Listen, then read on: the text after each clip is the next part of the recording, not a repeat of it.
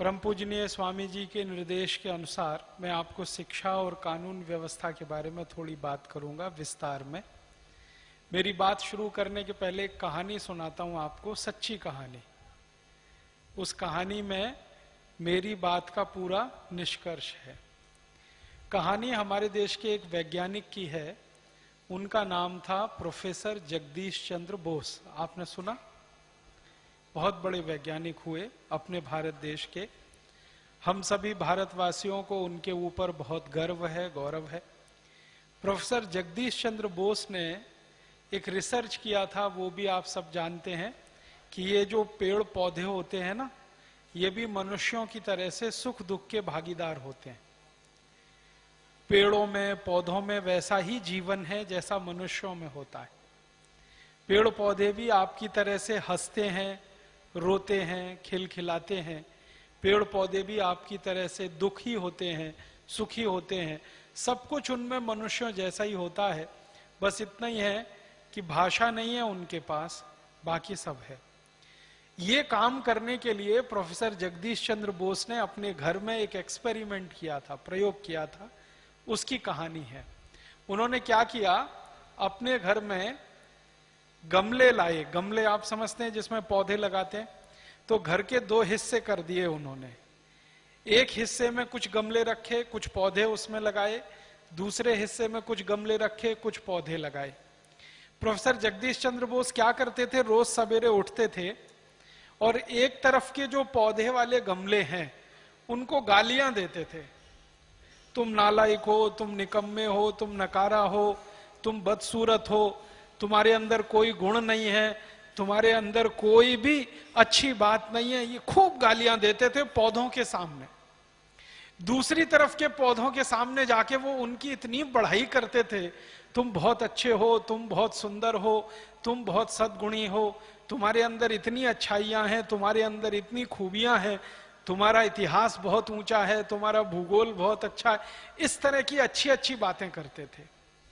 6 महीने लगातार प्रोफेसर साहब ने यह परीक्षण किया। परिणाम जानते हैं क्या हुआ? जिन पौधों को वो गालियां देते थे वो सब मुरझा गए, और जिन पौधों की वो प्रशंसा करते थे, बढ़ाई करते थे, वो सब खिलखिला के दोगुनी रफ्तार से बढ़ने लगे। इस पूरी कहानी से जो मैं कहना चाहता हूं वो ये कि जब किसी को गालियां दी जाती हैं और किसी को नीचा दिखाया जाता है तो वो मुरझा जाता है, और जब किसी की बढ़ाई की जाती है, प्रशंसा की जाती है, तो वो बहुत अच्छा हो जाता है। हमारे लोगों के साथ ऐसा ही हुआ। 200 से 250 साल अंग्रेजों ने हमको गालियां दी। तुम भारतवासी निकम्मे हो, नालायक हो, नकारा हो, तुम्हारी संस्कृति खराब है, तुम्हारी सभ्यता खराब है, तुम्हारे अंदर कोई दर्शन नहीं है, तुम्हारे पास विज्ञान नहीं है, तुम्हारे पास तकनीकी नहीं है, तुम कुछ नहीं जानते हो, तुम्हारी सभ्यता ही पूरी चौपट है। ये अंग्रेजों ने हमको 200 से 250 साल कहा। एक अंग्रेज ने कहा, फिर दूसरे ने कहा, फिर तीसरे ने कहा, फिर चौथे ने कहा, फिर पांचवें ने कहा। फिर एक अंग्रेज आया जिसका नाम था टीबी मैकॉले। उसने कहा कि एक एक अंग्रेज आता है और भारतवासियों को गाली देता है, कोई ऐसी व्यवस्था बनाओ जो परमानेंट गाली देने वाली हो। एक अंग्रेज आया, जैसे रॉबर्ट क्लाइव आया, उसने ये सब भारतवासियों को सारे बुरे बुरे जो भी बातें हो सकती हैं वो कहीं भारतवासियों को। भारतीय चोर थे, हाँ, चोर थे, डकैत थे, लुटेरे थे, लुच्चे थे, लफंगे थे, लंपट थे, सारी बुरी गालियां। गाय का मांस खाते थे। हाँ। अच्छा देखो, कोई भी हिंदू इस बात को मानने के लिए, कोई भी भारतीय आर्य इस बात को मानने के लिए कतई तैयार नहीं हो सकता। आज भी इस देश में हिंदू आर्य कुछ भी कहिए उनको, वो भी मांस खाते हैं, लेकिन आज तक मैंने एक भी हिंदू को गौ मांस खाते नहीं देखा। तो ये कैसे हो सकता है कि पहले खाते थे, लेकिन आज तक हमें अभी भी पढ़ाया जा रहा है, हमारी पाठ्य पुस्तकों में अभी भी है। जी राजीव जी। और इसी तरह से एक सबसे बड़ी गाली जो हमको मिली, मैं सभी गालियों में सबसे खराब मानता हूं उसको, कि हम आर्य लोग बाहर से आए और हमने भारत के द्रविड़ों के ऊपर आक्रमण और हमला करके कब्जा कर लिया, और द्रविड़ों को मारते मारते दक्षिण भारत में धकेल दिया और पूरे उत्तर भारत पर आर्यों ने कब्जा कर लिया। ये सबसे बड़ी गाली है जो हमें 250 साल अंग्रेजों ने दी। अंग्रेजों के पहले यही गाली हमको फ्रांसीसी देते थे, ऐसी गालियां देते थे हम, और अभी भी दी जा रही है। और फ्रांसीसियों से पहले ये गाली हमको पुर्तगाली लोग दिया करते थे। माने पिछले 500 साल से अगर आप ध्यान से देखें, सुने, समझें, तो हमको इसी तरह की गालियां दी गई। अब वो गालियां सुनते सुनते एक अंग्रेज आता था, गालियां देके जाता था, दूसरा आता था, देके जाता था, तीसरा आता था, देके जाता था। एक टीबी मैकॉले नाम का अंग्रेज आया, उसके दिमाग में एक आइडिया आया, विचार आया कि ये एक एक अंग्रेज भारतवासियों को गाली देता है, कोई ऐसी व्यवस्था बनाओ जो भारतवासियों को परमानेंट गाली देने वाली हो। उस व्यवस्था को उसने कहा एजुकेशन, उसी का नाम है शिक्षा व्यवस्था। और ये वो 1840 में देके चला गया, इंडियन एजुकेशन सिस्टम। हाँ, एक कानून बनाया उसने। जब वो भारत में आया तो यहां जो सबसे ऊंचा अधिकारी होता था भारत में, उसको कहते थे गवर्नर जनरल। आज उसकी हैसियत है प्रधानमंत्री की। आज का जो प्रधानमंत्री है, अंग्रेजों के जमाने में वो गवर्नर जनरल होता था। तो गवर्नर जनरल की काउंसिल का वो मेंबर होके आया था और उसको बहुत अधिकार थे, टीबी मैकॉले को। टीबी मैकॉले के लिए जो पत्र भेजा गया था ब्रिटिश पार्लियामेंट से भारत के गवर्नर जनरल को, उसमें एक वाक्य लिखा हुआ है कि ये व्यक्ति जो विचार व्यक्त करेगा वही नीति बन जाएगी। इतनी ऊंची अधिकार और अथॉरिटी के साथ उसको भेजा गया। तो मैकॉले ने आके जो सबसे खराब काम एक किया हमारे हिसाब से और अंग्रेजों के हिसाब से सबसे अच्छा काम, कि उसने लगातार गाली देने वाला एक तंत्र बना दिया, जिस तंत्र का नाम उसने रखा शिक्षा व्यवस्था, एजुकेशन। और इस एजुकेशन में इस तरह से विषय डाले गए कि हरेक विषय भारतवासियों को गाली देने वाला सिद्ध हो और भारतवासी लगातार ये गालियां सुनते सुनते मुरझा जाएं और आत्मग्लानि की स्थिति में पहुंच जाए, उनको अपने धर्म संस्कृतियों के प्रति घृणा हो जाए। उसने जो इतिहास बताया, हमारे देश में जो इतिहास हम पढ़ते हैं, उस इतिहास को जानबूझकर राजाओं का इतिहास बताया। आप जानते हैं हमारा पूरा इतिहास आज आप पढ़ें जो मैकॉले के द्वारा रचित है या मैकॉले एजुकेशन के द्वारा दिया हुआ है, उस इतिहास में राजाओं के बारे में ही कहानियां हैं, प्रजा के बारे में कहीं कुछ नहीं है, ऋषियों के बारे में कुछ नहीं। हमारे एक राजा से दूसरे राजा की लड़ाइयां हो रही हैं तो सारे इतिहास में लड़ाइयां ही लड़ाइयां हैं। आप मुझे एक बात बताओ, अगर सब एक दूसरे से लड़ते ही रहेंगे तो समाज कहां बचेगा? समाज तो खत्म हो जाएगा। भारत तो 1000 साल पहले ही खत्म हो जाता अगर हर एक राजा दूसरे से लड़ रहा होता। अपना आज का इतिहास पढ़ें तो एक ही बात समझ में आती है, ये राजा उस पर हमला कर रहा था, वो राजा उस पर हमला कर रहा था, वो राजा ने उससे लड़ाई की, उसने इस पर चढ़ाई की, उसने उसकी पत्नी को माने दबोच लिया, उसने उसकी राज्य की सल्तनत को खींच लिया।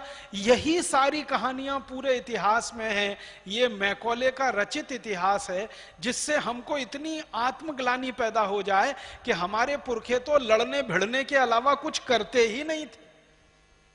आप मुझे एक मोटी सी बात बताइए, अगर कोई समाज लगातार लड़ता रहे, झगड़ता रहे, वो वेदों की रचना कर सकता है? कोई समाज हमेशा लड़ता रहे, झगड़ता रहे, हजारों हजारों वेदों की ऋचाएं लिख सकता है? अगर कोई समाज हमेशा लड़ता रहे, झगड़ता रहे, वो उपनिषदों की रचना कर सकता है? कोई समाज अगर लड़ता रहे, झगड़ता रहे, वो नीति वाक्यों के लिए लड़ मर सकता है? सवाल ही नहीं उठता। क्योंकि इतिहास पढ़ने से तो ऐसा लगता है कि किसी राजा को लड़ाई से फुर्सत ही नहीं और किसी साम्राज्य में शांति नाम की कोई चीज नहीं। तो मैकॉले ने इतिहास ऐसा दे दिया और उस इतिहास में प्रजा गायब है। ध्यान रखिएगा, राजा ही राजा हैं और राजाओं की अच्छाइयां गायब हैं, बुराइयां ही बुराइयां हैं। इसने उस पर हमला किया, उसने उस पर हमला किया, इसने इसको मारा, उसने उसको पीटा, उसने उसका राज्य छीन लिया, इसने उसका राज्य छीन लिया। इसी तरह का इतिहास हम पढ़ते हैं और अगर इसी तरह का इतिहास पढ़ेंगे तो कैसा दिमाग बनेगा हमारा? वैसा ही बनेगा जैसा मैकॉले चाहता था। इसी तरह से हम भारत के दूसरे शास्त्रों की बात करें, हम गणित की बात करें। मैं एक उदाहरण से कहता हूं, मैंने बचपन में गणित पढ़ा है। अंग्रेजी स्कूलों में कैसा गणित पढ़ाया जाता वो आप में से भी कई जानते होंगे। मैकॉले ने कैसा गणित पढ़ाया हमको, एक छोटे से उदाहरण से समझाता हूं। गणित में मुख्य काम किसी भी बच्चे को सिखाने का क्या होता है? जोड़ना, घटाना, गुणा करना और भाग देना। ये 4 मुख्य क्रियाएं हैं गणित में जो प्राथमिक स्तर पर हर बच्चे को सिखाई जाती है। तो हमें जोड़ना सिखाना है या घटाना सिखाना है या गुणा करना सिखाना है या भाग देना सिखाना है। तो सिखाने के लिए मैकॉले सिस्टम का सवाल कैसे लिखा जाता है वो एक सवाल बताता हूं आप। मुझे बचपन में गणित जब सिखाया जाता था, तो आपने भी सीखा होगा, तो मुझे एक सवाल आता था, डैडी ने 10 रुपए दिए। अब ये अंग्रेजी में होता था, मैं हिंदी करके बता रहा हूं। अब डैडी शब्द है, पिताजी नहीं है, डैडी है। डैडी का माने होता है DEAD, डैड माने मरा हुआ, डैडी माने मरे हुए जैसा। ये उसका अंग्रेजी में हिंदी अर्थ है, मरे हुए जैसा। तो पिताजी नहीं है, पिताश्री नहीं है, डैडी ने 10 रुपए दिए या पापा जी ने 10 रुपए दिए। पापा नाम के शब्द का कोई अर्थ आज तक दुनिया में किसी को नहीं मालूम, और हम बोलते रहते हैं अपने अपने पिताजी को पापा पापा पापा पापा। पापा का कोई अर्थ ही नहीं है किसी भी भाषा में। तो पिताजी ने 10 रुपए दिए, मान लीजिए मैंने उसको संशोधित कर दिया। पिताजी ने 10 रुपए दिए, उसमें से 5 रुपए की चॉकलेट खाई, बताओ कितना बचा? अब देखो सवाल देखो, पिताजी ने 10 रुपए दिए, उसमें से 5 रुपए की चॉकलेट खाई, बताओ कितना बचा? हम क्या सिखाना चाहते हैं? घटाना, सब्सट्रैक्शन सिखाना चाहते हैं, घटाना। उदाहरण क्या लिया? पिताजी ने 10 रुपए दिए, 5 रुपए की चॉकलेट खाई, तब कितना बचा? अब बच्चा बचपन से ये सवाल करना शुरू करेगा तो 2-3 साल के बाद वो पूछेगा चॉकलेट किसकी खाऊं, कैडबरीज की कि नेस्ले की? आप मेरी बात पे ध्यान दीजिएगा, बार बार वो ये सवाल हल करेगा। पिताजी ने 10 रुपए दिए, 5 रुपए की चॉकलेट खाई, तो एक दिन पूछेगा चॉकलेट कैडबरीज की खाऊं कि नेस्ले की? क्योंकि टीवी में रोज विज्ञापन में वो देखता है कि चॉकलेट 2 ही कंपनियां बेचती हैं, या तो कैडबरीज या तो नेस्ले। तो हमने बच्चे को घटाना नहीं सिखाया, हमने बच्चे को घटाना सिखाने के बहाने चॉकलेट का उपभोक्ता बनाया। अगर यही सवाल मुझे सिखाना हो, मैं भारतीय आदमी हूं, और वैदिक पद्धति में अगर यह सवाल सिखाना हो, या वैदिक पद्धति की ना भी बात करूं, भारतीय पद्धति में यह सवाल सिखाना हो, तो माफ करेंगे, इसको सिखाने के लिए मैं ऐसे सिखाऊंगा। पिताजी ने 10 रुपए दिए, मैंने 5 रुपए किसी गरीब को दान कर दिए, बताओ कितना बचा? सवाल तो एक ही है ना, घटाना ही सिखा रहे हैं हम। 10 में से 5 गए, 5 बचा, यही हम उसको सिखा रहे हैं। लेकिन सवाल की जो भाषा है वो, एक जगह पिताजी ने चॉकलेट के लिए 5 रुपए दे दिए, दूसरी जगह पिताजी ने दान करने के लिए 10 रुपए दिए। अगर हर बच्चा 2-3 साल यही सवाल करेगा करेगा करेगा तो एक दिन पूछेगा ये दान क्या होता है? फिर पूछेगा दान क्यों देना चाहिए? फिर पूछेगा दान किसे देना चाहिए? अगर वो दान के बारे में पूछने लगेगा, दान क्या होता है, क्यों दिया जाता है, क्यों देना चाहिए, तो अपने आप वो भारतीयता में आ जाएगा। और अगर 10 रुपए में से 5 रुपए की चॉकलेट खाएगा तो हमेशा वो अंग्रेजी सभ्यता में ही जाएगा। और एक उदाहरण से, मैं बचपन में जब पढ़ता था, आप भी पढ़ते होंगे, तो हमको कहते थे ऐसे लिख के लाओ। हमको होमवर्क दिया जाता था, ऐसे लिख के लाओ। तो हमारी टीचर को क्या विषय सूझते थे ऐसे के लिए? वो कहती थी तुम पिकनिक मनाने गए, उस पर ऐसे लिख के लाओ। अब मैं पिकनिक मनाने जाऊंगा और उस पर ऐसे लिखकर लाऊंगा, माने निबंध लिखकर लाऊंगा पिकनिक के ऊपर, तो 100% मुझे अंग्रेज और यूरोपीय सभ्यता में ही जाना पड़ेगा। मुझे ये कभी नहीं कहा किसी भी टीचर ने कि तुम निबंध लिखकर लाओ तुम माता पिता के साथ तीर्थ स्थान की यात्रा करने गए थे, बद्रीनाथ गए थे, केदारनाथ गए थे, गंगोत्री गए थे, यमुनोत्री गए थे, उसका लिख के लाओ। ये कभी भी किसी कक्षा में मुझे ना किसी ने पढ़ाया ना सिखाया, मुझे हमेशा ये सिखाया ऐसे लिख के लाओ। पिकनिक पर गए, और पिकनिक पर गए तो डबल रोटी ले गए, पाव रोटी ले गए, टमाटो केचप ले गए, तो बटर ले गए, तो ये सब यूरोपीय सभ्यता की चीजें ले गए, और इनमें से ये हमने खाया, दूसरों को खिलाया, ये सब लिख के लाओ। तो बच्चे का दिमाग तो पूरी तरह से उपभोक्ता बनाने के लिए हमने पूरी शिक्षा तैयार की है। माफ करिएगा, आज की जो पूरी की पूरी शिक्षा व्यवस्था है, ये हमको नागरिक नहीं बनाती है, कंज्यूमर बनाती है, उपभोक्ता बनाती है। वो चाहे लक्स का हो, या लाइफ बॉय का हो, या कैडबरीज का हो, या नेस्ले का हो। और मैं ऊंची शिक्षा की भी बात कर रहा हूं। ऊंची कक्षाओं में जो शिक्षा दी जाती है माध्यमिक स्तर तक और उसके आगे ग्रेजुएशन और पोस्ट ग्रेजुएशन तक, ये शिक्षा भी हमको कंज्यूमर बनाने के लिए ही है। बस कंज्यूमर अलग अलग तरह का है। जब बचपन की शिक्षा है वो प्रोडक्ट का कंज्यूमर बनाने के लिए है, और हायर एजुकेशन है वो किसी यूनिवर्सिटी अमेरिका और यूरोप की, उसका कंज्यूमर बनाने के लिए हमको शिक्षा दी जाती है। इंजीनियरिंग में हमारे देश के लाखों विद्यार्थियों को जो शिक्षा दी जाती है, उसका अंतिम उद्देश्य एक ही है कि ये विद्यार्थी भारत छोड़कर अमेरिका चला जाए, यूरोप चला जाए, फिर वहां पर सेवाएं दे, क्योंकि वहां एक इंजीनियर तैयार करने में उनको करोड़ों डॉलर खर्च होते हैं, और यहां से उनको वो फोकट में मिल जाता है।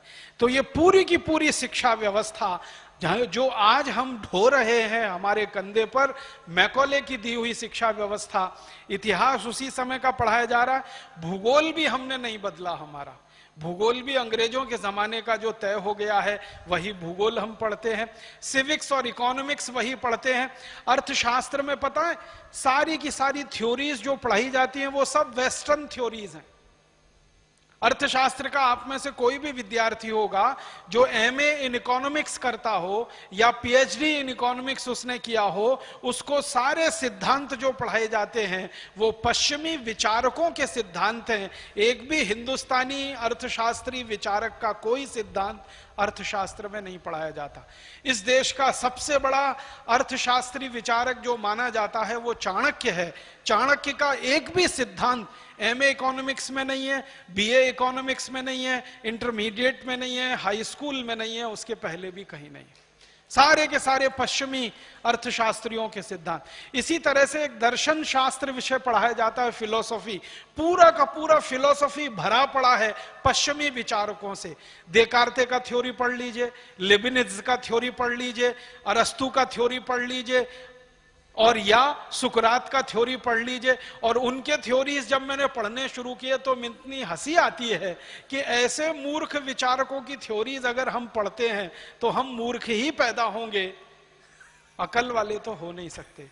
आपको एक छोटा उदाहरण दूं, सुकरात का नाम आपने सुना है? The great great philosopher of western world, पूरे पश्चिमी समाज का सबसे बड़ा विचारक और दर्शन शास्त्री। और उसके बाद अरस्तु का नाम आपने सुना है? दोनों की एक मान्यता सुनना ध्यान से और फिर सिर पीटना अपना कि अगर यही महान दर्शन शास्त्री हैं वो, तो फिर हमारे सबसे खराब दर्शन शास्त्री उनसे अच्छे। दोनों स्वामी जी कहते हैं स्त्री को शरीर में आत्मा नहीं होती। ध्यान से सुनना इसको, माताएं बहनें और ज्यादा ध्यान से सुने इसको। अरस्तु कहता है, और ये सुकरात अरस्तु दोनों कहते हैं स्त्री को शरीर में आत्मा नहीं होती। स्त्री ऐसे होती है जैसे मेज या कुर्सी और मेज को कभी भी उठाकर फेंका जा सकता है, स्त्री को भी कभी भी उठाकर फेंका जा सकता है। ये दर्शन है सुकरात का, ये दर्शन है अरस्तु का, जिस पर हमारे यहां बड़े बड़े लोग पीएचडीज करते हैं। और एक जगह तो सुकरात इतनी खराब बात कहता है, स्त्री ऐसे होती है जैसे कोई कपड़ा, जब जरूरत पड़ी उतार के फेंक दिया, जब जरूरत पड़ी पहन लिया। और अरस्तु तो उससे भी एक कदम आगे जाके कहता है कि कपड़ा शरीर पर हमेशा नहीं धारण किया जा सकता, इसलिए स्त्री को भी हर समय साथ में नहीं रखा जा सकता। आप इससे भी ज्यादा सिर पीटेंगे। कोई नहीं। ये सुकरात के विचार हैं, ये अरस्तु के विचार हैं।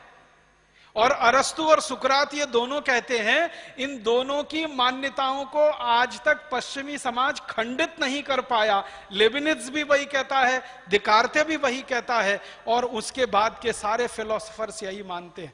इसलिए महिलाओं के प्रति पश्चिमी समाज में कोई आदर भाव नहीं है। महिला वस्तु की तरह है, इस्तेमाल करो और फेंको, यूज एंड थ्रो। फिलॉसफी में से आया। कोई भी जीवन दर्शन जो है ना, वो फिलॉसफी से निकलता है। एक मूल बात मैं आपको बताना चाहता हूं, कोई भी सभ्यता दर्शन में से निकलती है। समाज का जैसा दर्शन होगा, सभ्यता वैसी ही बनती चली जाएगी। पश्चिमी समाज का दर्शन स्त्रियों के बारे में यह है कि स्त्री वस्तु की तरह से है, उसमें आत्मा नहीं है। आपको एक जानकारी दूं, सन 1950 तक ब्रिटेन में, बहुत ध्यान से सुनना इस बात को, सन 1950 तक ब्रिटेन में, अमेरिका में, फ्रांस में, जर्मनी में, स्वीडन में, स्विट्जरलैंड में और डेनमार्क में, इतने देशों में सन 1950 तक किसी भी महिला को वोट देने का अधिकार नहीं था। आपको मालूम है ये बात? अमेरिका में स्त्रियों को वोट देने का अधिकार 1952 के बाद मिला। और सन 1950 तक यूरोप और अमेरिका के किसी भी देश में स्त्रियों को बैंक अकाउंट खोलने का अधिकार नहीं था। बैंक अकाउंट या तो उसके पति का हो सकता है, या उसके बेटे का हो सकता है, या भाई का हो सकता है। किसी महिला का बैंक अकाउंट नहीं हो सकता। और 1950 तक पूरे यूरोप और अमेरिका में कोई स्त्री घर से अकेले बाहर नहीं जा सकती। भले बाहर जाना हो तो 4 साल के पिद्दी से भाई को साथ लेना पड़ेगा, भले वो लड़की 20 साल की हो। 4 साल का भाई है उसका, जो कोई सुरक्षा नहीं कर सकता, वो उसके साथ जाएगा, वो अकेली नहीं जा सकती। इतनी पाबंदियां महिलाओं पर लगाकर रखी हैं पश्चिमी समाज ने। इसलिए वहां पर वीमेंस लिबरलाइजेशन नाम का आंदोलन चला, जो सैकड़ों साल तक चला। और उस आंदोलन की थोड़ी सी सफलता मिली कि 1952 में आके कुछ देशों ने वोट देने का अधिकार दिया। 1957 में आकर कुछ देशों में स्त्रियों में बैंक अकाउंट खोलने का अधिकार मिला। और आपको मालूम है, अभी 20 साल पहले तक यूरोप में स्त्रियों की तनख्वाह और पुरुष की तनख्वाह में जमीन आसमान का अंतर था। अभी 20 साल पहले तक। कोई एक काम आप करो तो पुरुष को अगर $100 मिलेंगे तो स्त्री को वही काम करने के $30 ही मिलेंगे। क्यों? कहा जाएगा इसमें तो आत्मा नहीं है। और मुझे बहुत खराब लगता है ये कहते हुए कि यूरोप और अमेरिका में अभी 20 साल पहले तक 3 स्त्रियों की गवाही एक पुरुष के बराबर होती थी। 3 स्त्री जो बात कहेंगी, एक पुरुष वो कहेगा, ये बराबर माना जाता था। ये उनकी सभ्यता है, ये उनका दर्शन है। अब ये सभ्यता और ये दर्शन लेकर टीबी मैकॉले भारत आया। ध्यान दीजिएगा, मैंने ये सब आपको भूमिका बनाने के लिए कहा, क्योंकि टीबी मैकॉले किस समाज का आदमी था? पश्चिम का आदमी था, ब्रिटेन का आदमी था। वो लेबिनिज को भगवान मानते हैं, वो देकार्ते को भगवान मानते हैं, वो अरस्तु को भगवान मानते हैं, वो सुकरात को भगवान मानते हैं। उन्हीं देशों से आया मैकॉले, तो उसकी मानसिकता भी वही थी, स्त्रियों के विरोध में। और आया तो पूरी शिक्षा व्यवस्था उसने ऐसी डिजाइन की जो 100% स्त्री विरोधी है, महिला विरोधी है, स्त्रियों को हतोत्साहित करने वाली है और स्त्रियों को अपमानित करने वाली है। हर खंड खंड पर आप देखेंगे इस पूरी शिक्षा व्यवस्था में स्त्रियों का जितना अपमान होता है, शायद कोई कल्पना नहीं कर सकता। और वही शिक्षा व्यवस्था हम ढोते हुए चले आ रहे। हमारे देश का दर्शन है, हमारे देश की सभ्यता है कि स्त्री सबसे बड़ी गुरु होती है, मां सबसे बड़ी गुरु होती है। हमारे देश का दर्शन है और सभ्यता है। मैंने स्वामी जी एक जगह पढ़ा, भारतीय दर्शन पढ़ रहा था, तो नाम भूल गया हूं दर्शन शास्त्री का, याद आएगा तो बताऊंगा। उसने एक वाक्य लिखा, स्त्री से ज्यादा पवित्र दुनिया में कोई नहीं होता। और उस दर्शन शास्त्री ने यहां तक लिखा है कि पुरुष में पवित्रता तब आती है जब वो स्त्री की कोख से जन्म लेता है, अन्यथा उसमें पवित्रता नहीं होती है। और यही बात उसने पति के लिए लिखी कि जब कोई कुंवारा लड़का शादी करता है तब पवित्रता के थोड़े से अंश को पहचान पाता है। आपको मालूम है हमारे देश में बहुत सारे मंदिर हैं जहां पर यह सिद्धांत अभी भी लागू है। अगर आपके पास आपकी धर्मपत्नी नहीं है तो मंदिर में प्रवेश नहीं कर सकते आप। ऐसे भारत में मंदिर हैं और वो भारतीय दर्शन पर चलते हैं। वो कहते हैं आप पवित्र नहीं है अगर आपके साथ आपकी पत्नी नहीं है, क्योंकि कहा यह जाता है कि पत्नी ना हो तो पुरुष का दिमाग कितना लंपट होता है उसका अंदाजा नहीं है, अगर वो योगी नहीं है तो।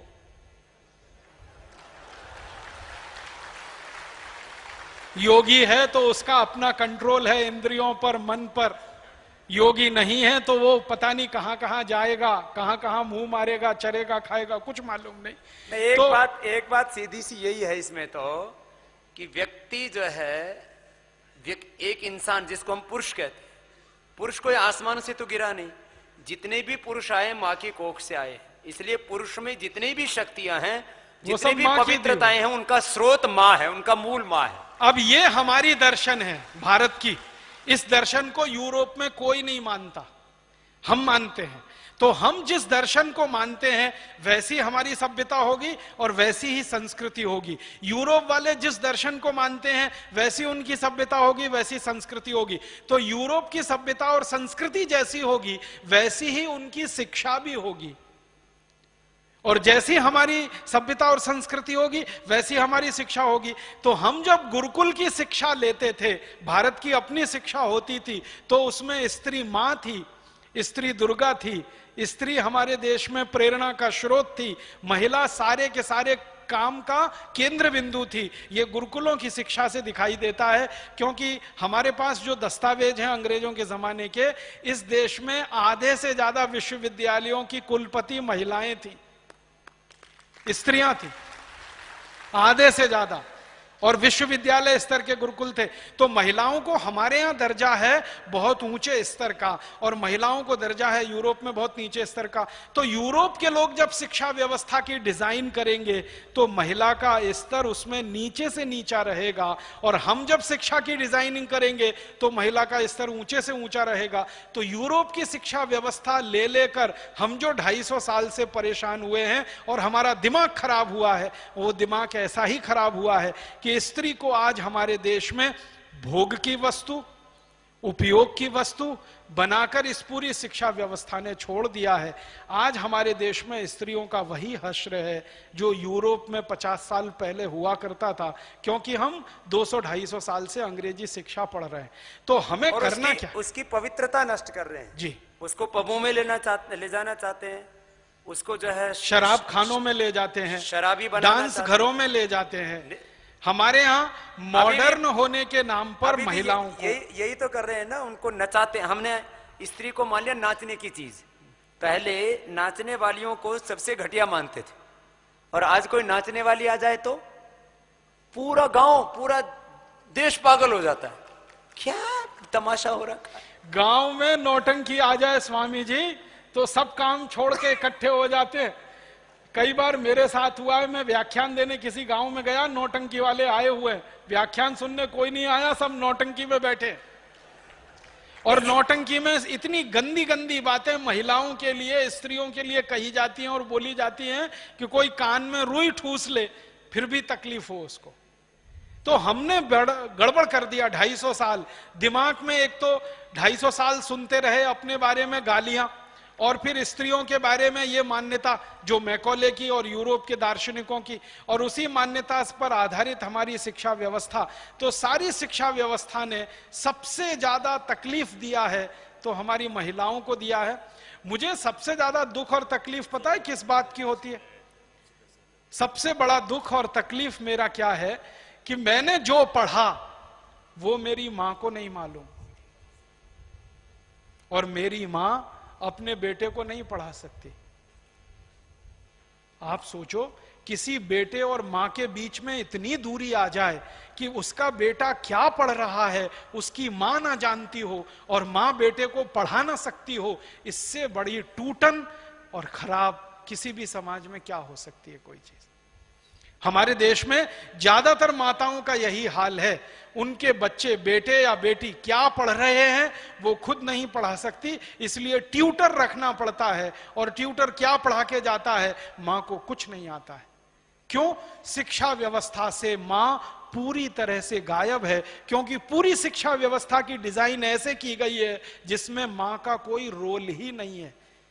हम गुरुकुल की शिक्षा में सबसे बड़ा गुरु मां को मानते हैं, और यूरोपियन शिक्षा व्यवस्था, टीवी मैकॉले की शिक्षा व्यवस्था में सबसे बड़ा गुरु मैकॉले हो गया, मां नहीं है। और वो मैकॉले हो गया जो मानता ही नहीं है कि मां में कोई आत्मा भी होती है, वो तो वस्तु है, यूज एंड थ्रो के लिए। तो ये एक छोटी सी बात मैंने थोड़ा विस्तार करके कही कि हमको हमारी शिक्षा व्यवस्था बदलनी है। तो क्या क्या बदलना है? भाषा बदलनी है, वो तो स्वामी जी ने कहा। भाषा के साथ हमें कंटेंट बदलना है, टेक्स्ट बदलना है, जो मां विरोधी है, स्त्री विरोधी है, महिला विरोधी है। इसके आगे हम चलेंगे तो विषय भी बदलने हैं हमको। आप में से मैथमेटिक्स पढ़ने वाला कोई विद्यार्थी यहां बैठा हो जिसने एमएससी मैथमेटिक्स किया हो, उसके लिए मैं कहना चाहता हूं कि मैथमेटिक्स में हम इतने विषय पढ़ते हैं जो जिंदगी में कभी काम नहीं आते।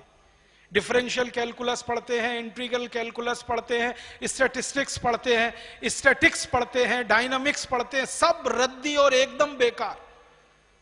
ट्रिग्नोमेट्री पढ़ते हैं जो किसी काम की नहीं है। शायद हां, कब से शुरू हो गया? 12th से शुरू हो गया। और तकलीफ की स्थिति, पहले एमएससी में होता था, बीएससी में, अब 12th से शुरू हो गया। तो आप सोचिए कि जो विषय जिंदगी में कभी काम नहीं आने वाले, मैंने डायनेमिक्स पढ़ा, मैंने स्टैटिक्स पढ़ा, मैंने इंटीग्रल कैलकुलस पढ़ा, मैंने डिफरेंशियल कैलकुलस पढ़ा, आज तक मेरी जिंदगी में एक बार भी काम नहीं आया। तो मैं मेरे गणित के अध्यापकों को जब भी मिलता हूं पूछता हूं, आपने मुझे ये सब क्यों पढ़ाया? तो मेरे तो काम नहीं आया। तुलनात्मक अध्ययन करने के लिए। तो मेरे अध्यापक कहते हैं हमको किसी ने पढ़ाया, हमने तुमको पढ़ा दिया। तो भेड़िया धसान चल रहा है ये इस देश में। और मैं आपको विनम्रता से और ईमानदारी से बताता हूं, मेरी दादी ने मुझको ढैया पौना सवैया पढ़ाया था। ढैया पौना सवैया समझते? ये पुराने गांव के लोग ही पढ़ा सकते हैं, आजकल कॉन्वेंट वालों को तो कुछ समझ में नहीं आता ढैया पौना सवैया। मेरी दादी जो कभी स्कूल नहीं गई, किसी कॉलेज में नहीं पढ़ी, एकदम हरफ निरक्षर, काला अक्षर भैंस बराबर अगर आप उसको कहना चाहें तो कह सकते हैं, उसने मुझे ढैया पौना सवैया के पहाड़े सिखाए, और वो रोज मेरे जिंदगी में काम आते हैं, हर समय मेरी जिंदगी में काम आते हैं। दादी स्वर्गवासी हो गई है तो भी मेरे काम आ रहे हैं, और अगले जब तक मैं जिंदा रहूंगा मेरे काम आए। भारतीय गणित है ना ये। तो मेरा कहना है कि जो चीज जिंदगी भर काम आती है वो हम क्यों नहीं पढ़ाएं? स्त्रियों को सम्मान देने वाली बातें हमारी शिक्षा व्यवस्था में क्यों ना हो? विषय हमारे ऐसे होने चाहिए, सारे विषय एक तरफ से ऐसे होने चाहिए जो स्त्री को सम्मान दे सके, क्योंकि गुरु हमारी मां ही है। तो स्त्रियों को सम्मान आ सके ऐसा टेक्स्ट बनाना है, ऐसा सिलेबस बनाना है। हमारे देश में हम एक जिम्मेदार नागरिक बने, ना कि किसी कंपनी के उपभोक्ता। आजकल एक सर्व शिक्षा अभियान चल रहा है ना, सर्व शिक्षा अभियान का एक ही उद्देश्य है, हर व्यक्ति को एबीसीडी सिखाना। और एबीसीडी सिखाने के पीछे उद्देश्य क्या है? टीवी पर आने वाले विज्ञापन वो पढ़ सके, L for Lux, P for Pepsi, C for Coca Cola, ये बताना उसको। एबीसीडी बताने के पीछे एक ही उद्देश्य है और कोई उद्देश्य नहीं। वो कहते हैं ना साक्षरता साक्षरता साक्षरता, शिक्षा की बात नहीं करते, साक्षरता की बात करते हैं, ताकि विज्ञापनों में फर्क आप पढ़ सकें और एक अच्छी कंपनी के अच्छे उपभोक्ता बनकर अपनी जेब कटवा सकें और उस कंपनी की लूट बढ़ा सकें। तो हमें पूरी शिक्षा व्यवस्था जो कंज्यूमर बनाने के लिए मैकॉले हमारे यहाँ छोड़कर गया, इसको बदल देना है और एक जिम्मेदार भारतीय नागरिक बनाने की शिक्षा व्यवस्था हमें लानी है। इसके लिए भारत स्वाभिमान का अभियान है और यही हम करें, ये हमारी अभीष्ट इच्छा है। धन्यवाद, आभार। ये तो एक ही विषय